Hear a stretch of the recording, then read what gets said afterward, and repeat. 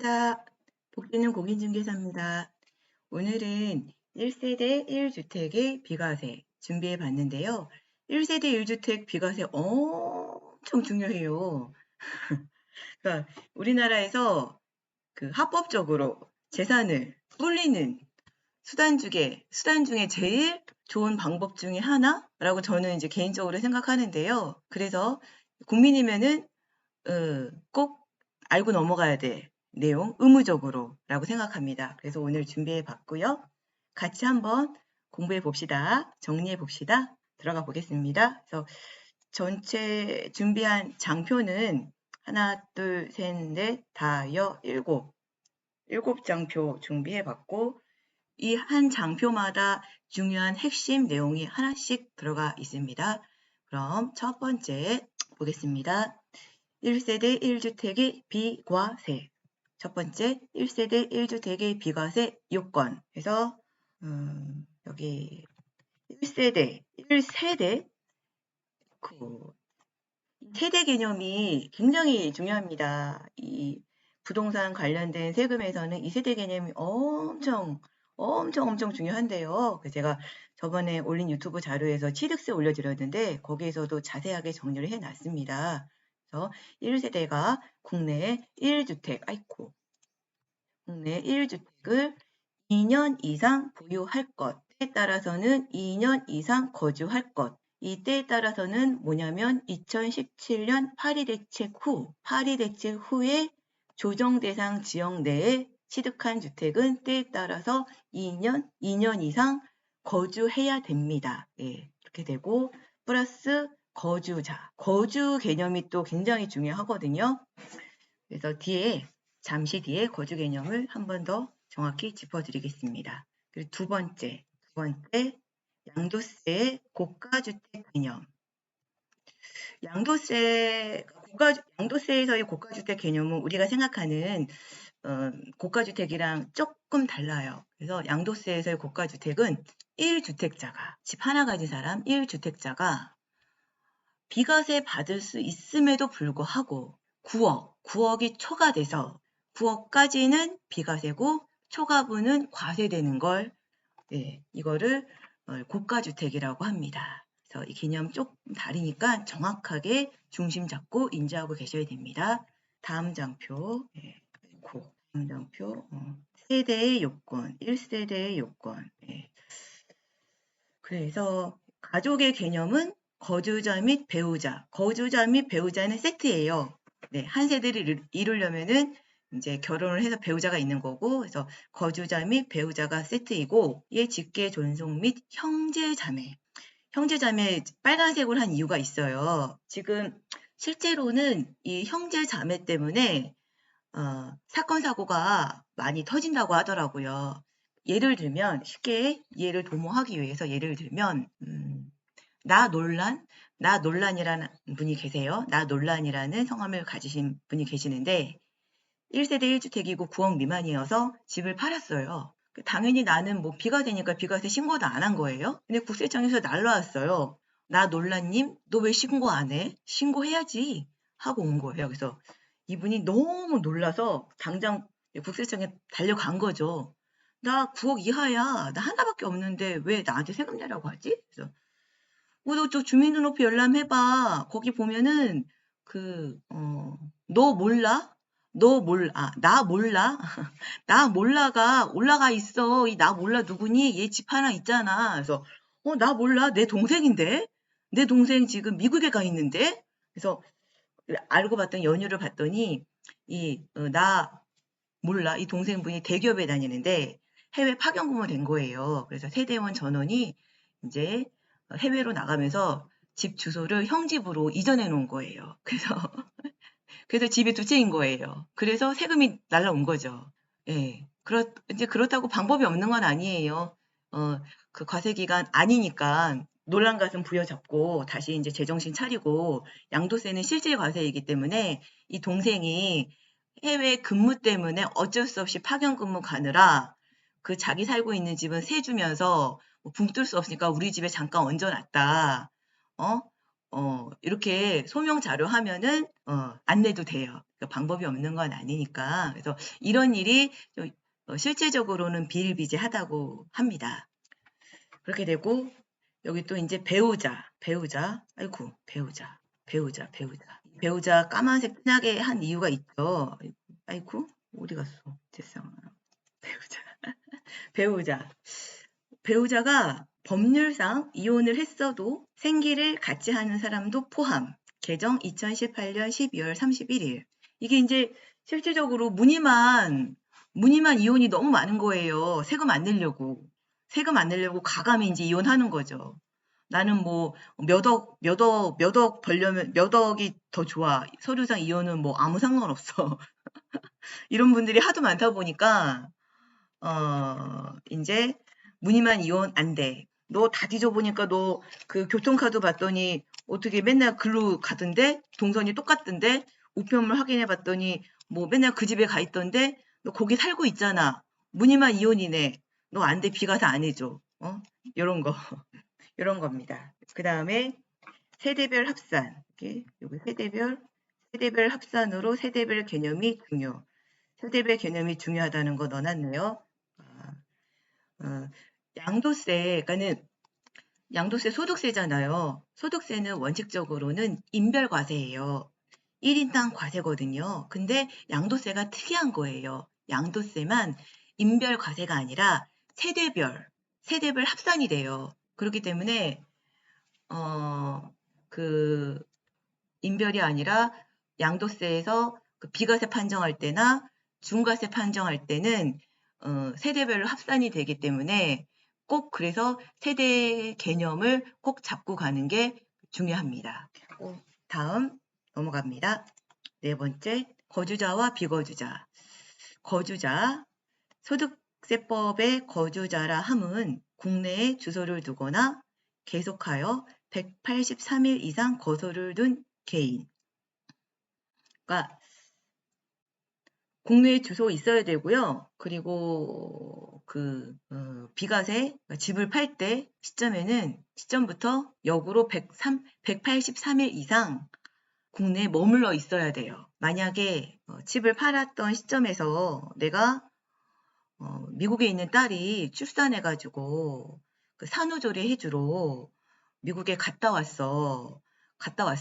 뭐 내가 뭐 미국에서 1년간 머물고 왔어요. 그렇게 되면은 비과세가 안 돼요. 주소가 없으면 비거주자로 되는 거죠. 그래서 만약에 그런 케이스가 있다고 하면 세무사한테 꼭 집 팔기 전에 상담을 받으시거나 아니면 집 팔 때를 감안한다고 하면 그런 사실이 있다고 하면 집 파는 시점을 조정을 해야 되겠죠. 시기를. 이렇게 되고 다음 장표 넘어갑니다. 5번째 뭘까요? 두구두구두구두구 짠. 소득세법 시행령 154조 5항 단서. 어렵죠? 조문 그대로 옮겼습니다. 여기서 보면 가로 있죠? 가로 여기까지는 이따 읽고 가로 부분만 빼고 읽어볼게요. 2주택 이상을 보유한 1세대가 1주택 외의 주택을 모두 처분한 경우에는 처분의 1주택을 보유하게 된 날부터 보유기간을 기산. 2021년 2월 17일 개정 2021년 1월 1일 이후 양도분부터 적용.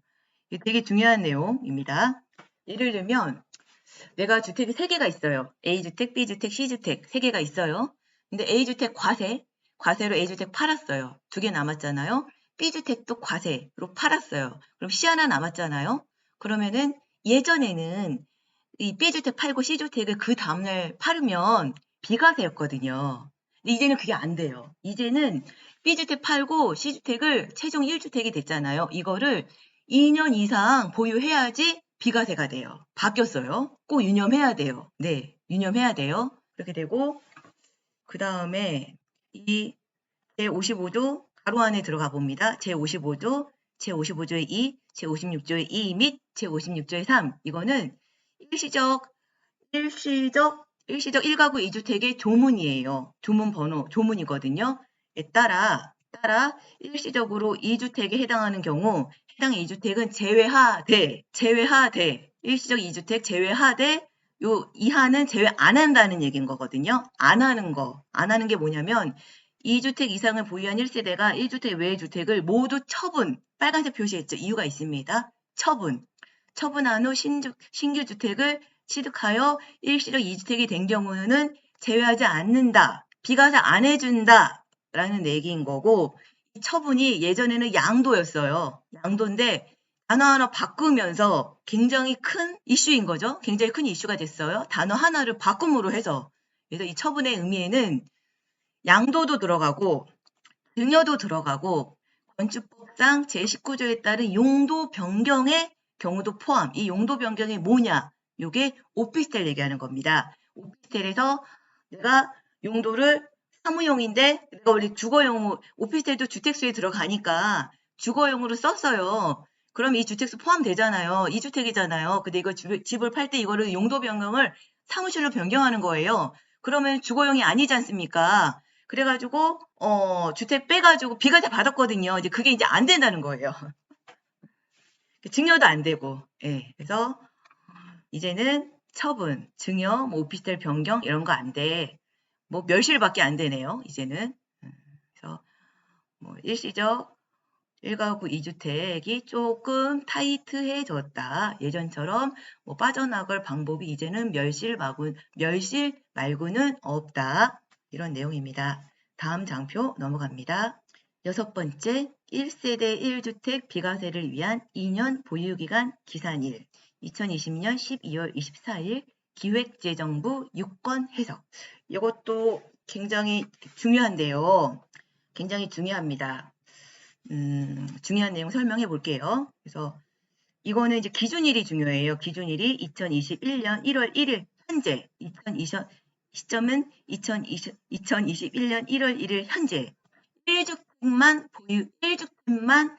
보유한 경우 그 주택 취득일로부터 2년 보유기간 기산. 이거는 이제 간단해요. 그러니까 오늘이 며칠이지? 오늘이 6월 17일인가? 18일인가? 날짜가. 오늘 6월 18일로 하고요. 그러니까 오늘 만약 6월 18일이라고 하면 18일인데 2021년 1월 1일로 돌아가서 그때 집이 하나였어요. 그러면 내가 지금 하나인 주택 있잖아요. 그 주택 취득일로부터 2년 보유기간 기산하는 거예요. 그러니까 내가 지금 하나 있는 주택 A라고 하면 그 A라는 주택을 2020년 10월 1일 날 내가 취득했다고 하면 보유기간 기산을 2020년 10월 1일부터 하는 겁니다. 그리고 두 번째, 2021년 1월 1일 현재 2주택 이상 보유한 경우. 네. 요거 쉽지 않아요. 왜냐하면 기획재정부랑 국세청이랑 약간 좀 해석이 약간 미묘하게 달라서 쉽지 않은데 일단 설명해 봅니다. 그래서 최종 1주택이 된 날 기준 보유기간 기산인데요. 내가 오늘자 6월 18일자에 A라는 주택이 하나 있어요. 그런데 2021년 1월 1일로 돌아가 봤더니 그때 집이 2개였던 거예요. 그럴 경우에는 내가 지금 있는 주택 A라는 주택 있잖아요. 그거를 하나 남았던 날 있잖아요. 오늘 하나 남았다고 하면 그 오늘부터 주택 보유 기간을 기산하는 겁니다. 네. 현재 국세청의 해석은 이렇다고 합니다. 여기 밑에 요거는 이거 제가 삭제를 못했네요. 요거는 지우고 그렇다고 합니다. 7번째, 보유 거주기간 특례. 우리 특례 좋아해야 돼요. 특례가 봐준다는 거죠. 그거는 세법에서는 너 세금을 내야 되지만 요러한 경우에 해당이 되면 너 세금 안 내도 돼. 내가 봐줄게. 이런 내용이니까 우리는 이 특례에 내가 들어가는지 정확하게 꼼꼼하게 살펴봐야죠. 그래서 특례 들어갑니다. 보유기간, 거주기간 없어도 내가 봐줄게. 이런 내용인 거고 첫 번째 민간건설 임대주택. 그러니까는 뭐 민간건설에서 임대주택 뭐 판교에 많잖아요. 그래서 판교가 많은 게 아니라 판교에서 이제 대박이었잖아요. 그러니까는 주변 민간 건설 이제 분양 전환하려고 봤더니 주변 시세가 너무 올라가지고 그 금액만큼 어, 어, 내가 이제 분양 전환되니까 이제 복권인 거죠. 다시 돌아와서 그런 경우에는 보유기간, 거주기간 따지지 않는다. 대신 근데 이제 민간 건설 임대주택은 그 임차 들어가서 5년 이상 거주는 해야 돼요. 이게 있고 두 번째 수용, 공입사업 수용. 뭐 수용은 내 의지가 아니잖아요. 나 가만히 있는데 갑자기 내 개인 이익도 아닌데 공공의 이익을 위해서 너 내놔 이러는데 세금까지 뭐 내라고 하면 억울하잖아요. 그래서 공공사업으로 수용되는 거는 비과세. 대신 다주택자는 아니고 1주택자만 해당이 됩니다. 그리고 세 번째 이민, 아이고, 이민 다른 나라로 이민 빠이빠이 이민 가는 경우에는 비과세 해줄게. 대신 출국 날짜로부터 2년 안에 집 팔어. 그래야지 비과세 해줄게. 이런 내용이고, 그리고 네 번째는 1년 이상 해외 근무. 그러니까, 아까 나 놀람의 동생분, 나 몰라 분처럼 이제 뭐 대기업이나 이런 데 근무하다가 갑자기 해외로 발령받게 되면은 1년 이상 해외 근무 받게 되면 출국일로부터 2년 안에 집을 팔면 비과세 해준다 이런 얘기고 다섯 번째 1년 이상 거주한 주택을 부득이한 경우가 어떤 경우냐면 치학, 근무, 질병, 학폭 우리가 살면서 예상치 못한 그런 변수가 발생될 수 있지 않습니까? 그래서 어쩔 수 없이 부득이하게 이사를 가야 된다고 하면 비과세 해줄게. 대신 1년 이상 거주하신 분들 이렇게 되고 그 다음에 보유기간은 채워야 되고 거주기간은 안 채워도 되는 특례 두 가지가 있습니다. 임대사업자 등록한 주택. 뭐 임대사업 같은 경우는 깊게 들어간다고 하면 굉장히 어렵죠. 그래서 여기서는 그냥 임대사업자 등록을 하면은 보유기간은 지켜야 되지만 거주기간은 뭐 거주는 안 해도 돼. 이렇게 되는 거고 일곱 번째 조정대상 지역 제외. 아까 서두에 말씀드렸듯이 조정대상 지역 같은 경우는 조정대상 지역 아닌 경우는 보유기간만 채우면 되고 거주기간은 안 채워도 됩니다. 이렇게 7가지 알아봤고 마지막 최종 체크. 내가 집이 팔 계획이 있다고 하면 비과세 받을 수 있는지 스스로 마지막 점검해 봐야 되겠죠. 그래서 그거 키워드 몇 가지 정리해 봤고요. 첫 번째, 누구 명의인지. 그래서 이 명의인지가 이제 그래서 세대 개념이 중요한데 만약에 아빠가 집 한 채 있고 아들이 집 한 채가 있어요. 근데 아들이 30세 이상이고 뭐 중위소득 175만 원 이상이고 이러면 우리 알죠. 그 별도 분리 세대 해서 아들 그냥 세퍼레이트 시키고 아빠 집 한 채로 해가지고 비과세 받으면 된다는 거.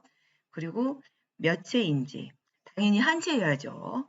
그리고 얼마 동안 보유했는지 당연히 2년 이상이죠.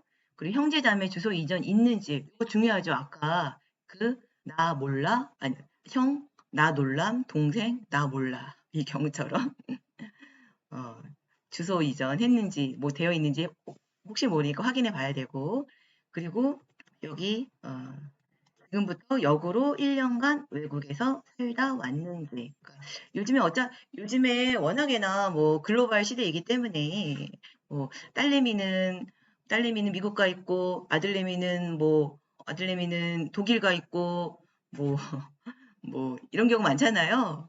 그래서 손주 봐주러 갔다 와 있고 이러잖아요. 그래서 집을 파는 시점 기준으로 해가지고 역으로 183일 이상 해외에 머문 적이 있다고 하면 꼭 이거는 세무사랑 꼭 확인하셔야 됩니다. 네, 그래서 이렇게 1세대 1주택 비과세 준비해 봤고요. 많은 도움이 되셨기를 바랍니다. 감사합니다.